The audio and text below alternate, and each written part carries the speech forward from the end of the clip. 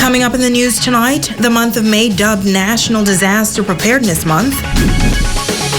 Volunteers honored in West Grand, Bahama. And tonight in our health segment, we will take a look at scoliosis. The Bahamas Tonight, the Northern Edition, starts now. This is the Bahamas Tonight, Northern Edition.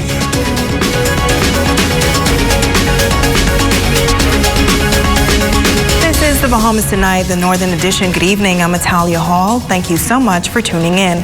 Topping the news tonight, the Ministry of Disaster Preparedness, Management, and Reconstruction has dubbed the month of May National Disaster Preparedness Month under the theme, We Are All NEMA, Stronger Than Ever. The objective of the month is to promote key messages and actions in order to strengthen preparedness and response at the national level.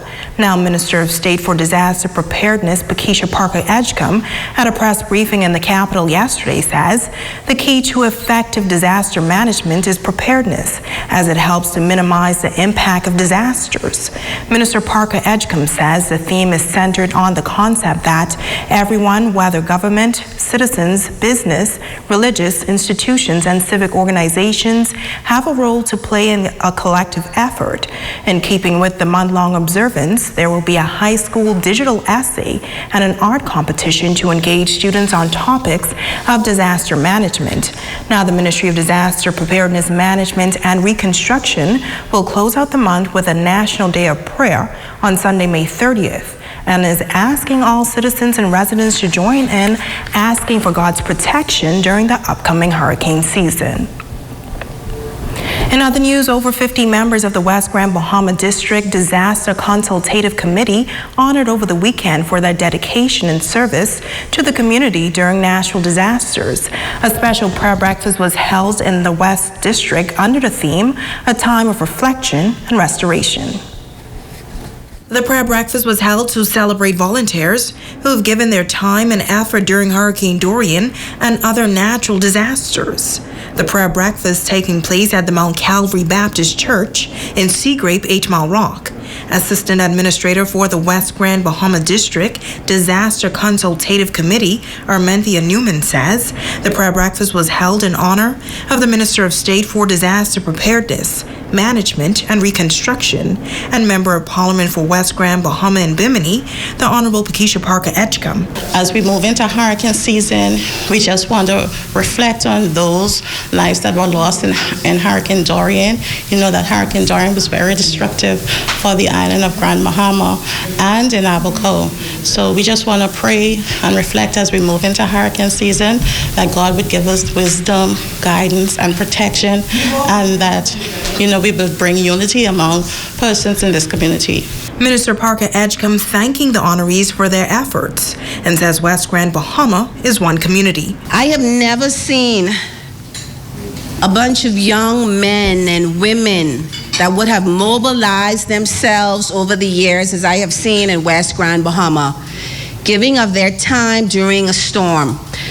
This morning we are here to honor you and the agencies that would have come to the forefront to do what is best for our community, the churches that would have given of their facilities in a time of storm for shelter. This is what community is about. It is about joining hands and coming together and doing what is best in the interest of every single resident of our community. As she says, before, during, and after a storm, residents must remain united.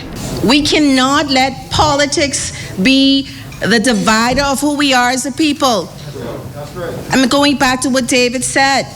We each have a choice, but we have to be respectful of the choices that we make. Yes. At the end of the day, once that choice is made and the decision is made as to who we are going forward with governance, we never separate as a community. You fight with the PLP and you fight with the FNM. You fight for your community. And this is something I always encourage our people to do. It's Talia Hall, ZNS Network News. Administrators and staff at the Grand Bahama Children's Home preparing themselves for the upcoming hurricane season. Workers at the home took part in a 2-day training workshop with the National Emergency Management Agency. Officials say they are now better prepared in the event of a storm. Jamila Mizik reports. The Grand Bahama Children's Home is now equipped with an emergency response plan ahead of the upcoming hurricane season. That according to NEMA Supplies Officer and Instructor Tammy Mitchell. The work would entail everything they would need to know on how they would physically need to operate and run their own emergency shelter. We went through things like what a shelter is, what the needs, requirements would be of a shelter, and all of the emergency plans that they would need to have in action. Administrator Pauline Bowen Forbes says, as an instructor attached to the Department of Social Services, she had the opportunity of working as a shelter coordinator, which allowed her to be able to share that information with the workers at the home. The home in itself is like a community or a village by itself. So we want to make sure we have all the necessary precautions as well as taken into consideration to make sure all of our children, all of our staff are safe at all times. So this particular workshop allows the staff to be able to expound their knowledge as it relates to being able to take care of the home, the children in the home, and also to apply the information to themselves in their own dwelling. Now, as you may recall, the children were evacuated and eventually relocated to New Providence due to Hurricane Dorian, which is why Forbes says they want to be fully prepared as it relates to the children also knowing what to do in the case of an emergency. I also want to use this opportunity to also tell parents to be mindful that they too also have to be able to have their children involved in the game plan, in the procedure plan as it relates to any particular incidents or any impending disasters that may arise within the home setting. Children also play a vital role. They need to know what is it they're expected to do. They also need to understand the importance of being ready, have their little backpack ready with their items such as maybe their coloring book, their crayons, because when they go into the shelters, you want to be able to have them constructively engage as it relates to being involved with activities.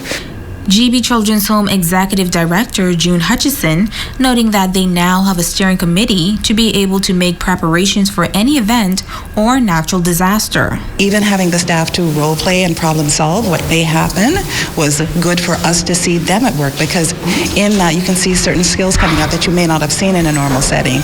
So we were able to identify people that can facilitate in this disaster preparedness exercise. So we're looking forward to being able to be more settled in that practice of what can happen and what should happen, because the safer they are and the more secure they are, the better then for the children. We don't have to panic and when it does or will come or may come.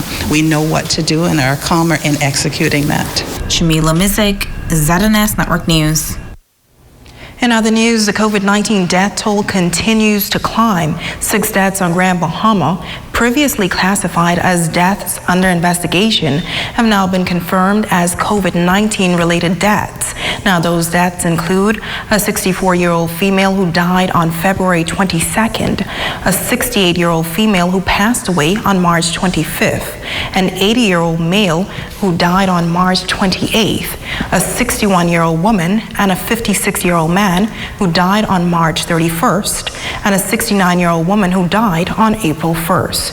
Now, health officials also note that 4 deaths that were previously reported as non-COVID-19 deaths have now been classified to COVID-19 related deaths. As a result, the death toll has jumped to 209. Additionally, health officials advise that 3 deaths have been removed from the category of deaths under investigation category. Initially, 3 persons were suspected to be COVID-19 positive. However, following a further investigation, officials say it was determined that COVID-19 was not a factor in those deaths. Now to the latest COVID-19 dashboard.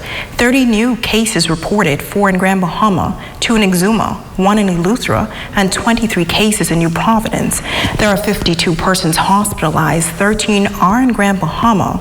The remaining 39 are in hospital in the capital, including 4 cases in ICU. There are 711 active cases. Recovered cases are just over 9,500. Health officials say the COVID-19 vaccine is an efficient way to contain the spread of the virus and prevent its future onset. While officials are encouraging residents to take the vaccine, it's not mandatory. Now, travel restrictions have been relaxed a bit for those who have been fully vaccinated. Jamila Mizik has an update. Bahamian citizens and residents who are fully vaccinated, that is after receiving their second dose, will be exempted from COVID-19 testing requirements when traveling inter-island from Grants Bahama, Abaco, New Providence, Exuma, and Eleuthera to any other island. And international visitors traveling to the Bahamas from other countries who are fully vaccinated and have passed the 2-week immunity period will be exempt from testing requirements for entry and inter-island travel. Vaccinated travelers will still need to apply for the Bahamas Travel Health Visa and will be required to upload proof of vaccination, such as CDC or government-issued vaccine record card, with their application in place of PCR test requirement. Vaccinated travelers will not need to provide a negative COVID-19 PCR test prior to entry, submit to rapid testing mandates, or complete the daily health questionnaire during their stay.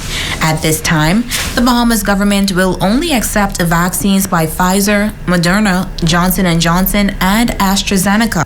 Travelers who are not fully vaccinated will be required to follow all existing entry testing requirements, including applying for a Bahamas Travel Health Visa, provide proof of negative PCR test taken no more than 5 days prior to arrival, complete the daily health questionnaire, as well as conduct rapid COVID-19 antigen test if they are staying in the Bahamas for longer than 4 nights and 5 days.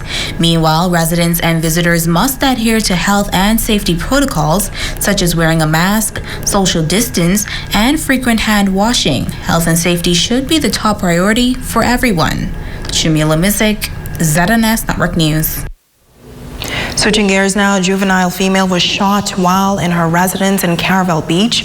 Reported that on Sunday, May 2nd, 2021, shortly after 9 p.m., police were called to a residence in Caravel Beach. There it was reported that a juvenile female, while in her home, was shot to the upper arm by an unknown assailant who was on the exterior of the home.